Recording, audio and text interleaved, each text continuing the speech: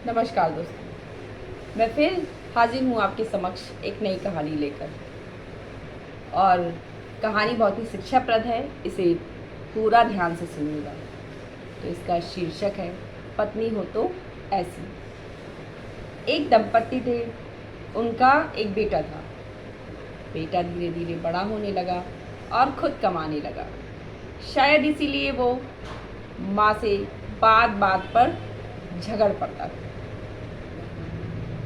माँ वही माँ जो अपने बेटे के लिए अपने पति तक से लड़ जाती थी।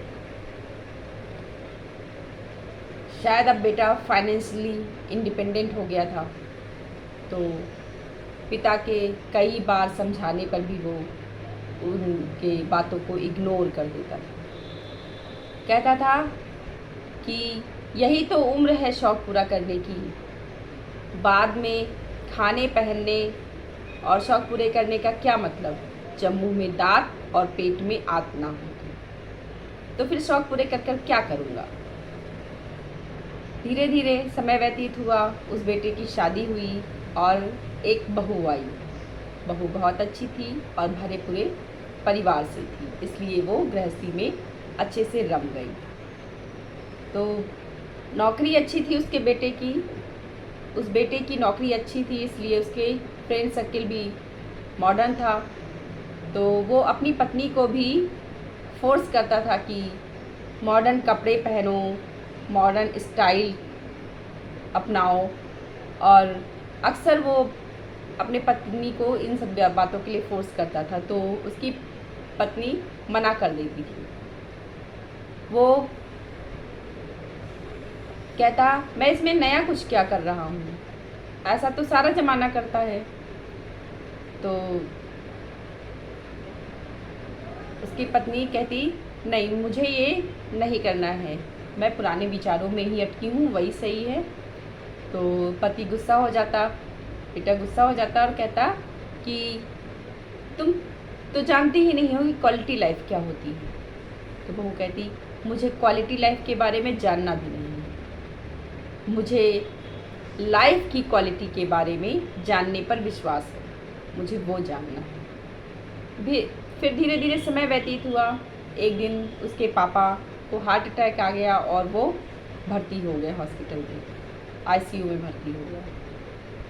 तो उस वहाँ के एक डॉक्टर ने पर्चा पकड़ाया जिसमें 3 लाख जमा करने थे। तो बेटा 1.5 लाख तो पहले जमा कर चुका था और अब 3 लाख उसके लिए बहुत बड़ी बात थी। तो वो बाहर बैठा सोच रहा था कि कैसे क्या करूं, कैसे ये पैसे जमा करूं। तो उसने अपने सभी दोस्तों को फ़ोन मिलाया जिनको वो लाखों की पार्टियाँ दिया करता था कि मुझे आज पैसे की ज़रूरत है, प्लीज़ मेरी थोड़ी सी मदद कर दो। पर सब ने कुछ ना कुछ बहाना बना दिया और सब किनारे हो लिए। तो वो उदास बैठा था और सोच रहा था कि अब कैसे पैसों का इंतज़ाम कैसे होगा। तभी उसकी पत्नी आती है टिफ़िन लेकर और कहने लगती है कि अपनी सेहत का भी तो ख्याल रखना ज़रूरी है, ऐसे उदास होने से कैसे काम चलेगा, हिम्मत से काम लो, कुछ नहीं होगा पापा को, आप चिंता मत करो, कुछ खा लो, फिर जाकर पैसों का इंतज़ाम करो, क्योंकि वो भी तो आपको ही करना है, मैं यहाँ पापा के पास रुक जाऊँगी। तो पति इतना सुनते ही पति की आंखों से आंसू निकलने लगते हैं।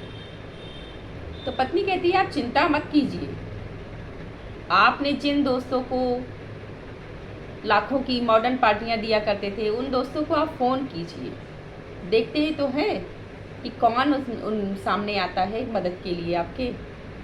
इतना सुनते ही वो खामोश हो जाता है और ज़मीन की तरफ देखने लगता है। पत्नी समझ जाती है और धीरे धीरे उसकी पीठ सहलाती है। तो पति कहता है, सबने मना कर दिया, आज मुझे सबने मना कर दिया, कुछ ना कुछ सबने बहाना बता दिया। ऐसी दोस्ती तब तक ही है जब तक आपके पास पैसे होते हैं। जिनको मैं लाखों की पार्टियां दिया करता था, लाखों उन पर उड़ा दिया करता था, आज सब ने मुझे पैसा देने से मना कर दिया। तो पत्नी ने कहा, इसी दिन के लिए पैसे बचाने के लिए मम्मी पापा आपसे बोलते थे, तब आप उनकी नहीं सुनते थे, उनकी बातों को हवा में उड़ा देते थे। ठीक है, कोई बात नहीं, चिंता मत कीजिए, सब कुछ हो जाएगा। तो अचानक उसने कहा, अरे क्या क्या मतलब, कैसे सब कुछ हो जाएगा? अभी तो मेरी सैलरी भी मुझे नहीं मिली है, उसमें भी अभी समय है। तो कहती है, मैंने आपके ख्वाहिशों को संभाल कर रखा है, इसलिए आप चिंता मत कीजिए। तो कहता, मतलब तुम्हारा क्या मतलब है, ख्वाहिशों को संभाल के रखा है का क्या मतलब है? तो वो कहती है, जो आप मुझे मॉडर्न कपड़े के लिए और सब चीज़ों के लिए खर्चे दिया करते थे, वो सब मैंने संभाल कर रखा है, इसलिए आप चिंता मत कीजिए। 2 लाख मेरे पास थे और 1 लाख मैंने अपने भाई से मंगवा लिए हैं। माँ ने मुझे बताया था कि 3 लाख रुपए जमा होने हैं, तभी उपचार आगे बढ़ेगा। तो वो सुन के खुश हो जाता है और कहता है कि खुशबू, तुम सच में मेरी अर्धांगिनी हो। मैं तुम्हें मॉड बनाना चाहता था और हवा में उड़ रहा था, पर तुमने अपने संस्कार नहीं छोड़े। आज वही संस्कार हमारे काम आ रहे हैं। ये सब सुनकर सामने बैठी हुई जो माँ थी, उसकी सास थी, उसकी आंखों में आंसू आ गए और पराई माँ के संस्कारों पर भी उसे नाज था। उस समय उसके पर जो बहू थी, उसकी माँ के संस्कार पर उसे नाज हो गया और अपनी बहू के सर पर हाथ फेर कर वो ऊपर वाले का शुक्रिया अदा करने लगी कि ऐसी बहू सबको दो। तो दोस्तों, ये थी आज की कहानी। इससे आपने क्या सीखा, कमेंट बॉक्स में ज़रूर बताइएगा। मैंने तो ये सीखा कि पैसे संभाल कर रखने चाहिए, कभी भी फर्जी में इधर उधर नहीं, फर्जी नहीं खर्च करने चाहिए। और दोस्तों की संगत ऐसी होनी चाहिए जो आपके बुरे वक्त में आपके साथ आए, ना कि आपका साथ छोड़। और अपने संस्कारों को आप कभी ना छोड़ें। धन्यवाद दोस्तों।